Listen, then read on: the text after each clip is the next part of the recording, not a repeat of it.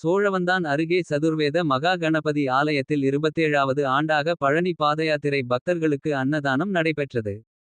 மதுரை மாவட்டம் சோழவந்தான் அருகே திருவேடகம் விவேகானந்தா கல்லூரியை அடுத்த சதுர்வேத மகா கணபதி ஆலயத்தில் 27ஆம் ஆண்டு பழனி பாதயாத்திரை பக்தர்களுக்கு அன்னதானம் நடைபெற்றது. இருளப்பன் என்பவரது தலைமையில் நடைபெற்ற அன்னதானத்தை விவேகானந்தா கல்லூரி முதல்வர் கார்த்திகேயன் தொடங்கி வைத்தார். சோழவந்தான் கணேச பட்டர் சதுர்வேத மகா கணபதிக்கு பால் தயிர் வெண்ணெய் நெய் பஞ்சாமிர்தம் இளநீர் மஞ்சள் மற்றும் பல்வேறு வாசனை திரவியங்களால் சிறப்பு அபிஷேகங்கள் செய்யப்பட்டு அர்ச்சனைகள் செய்யப்பட்டது. தொடர்ந்து தீபாராதனை காட்டப்பட்டு பக்தர்களுக்கு பிரசாதம் வழங்கப்பட்டது. அதனைத் தொடர்ந்து அன்னதானம் நடைபெற்றது. இதில் பழனி பாதயாத்திரை பக்தர்கள் சோழவந்தான் திருவேடகம் தச்சம்பத்து மேலக்கால் உள்ளிட்ட பல்வேறு கிராம பகுதிகளை சார்ந்த பொதுமக்கள் பக்தர்கள் கலந்து கொண்டு அன்னதானம் உண்டு மகிழ்ந்தனர்.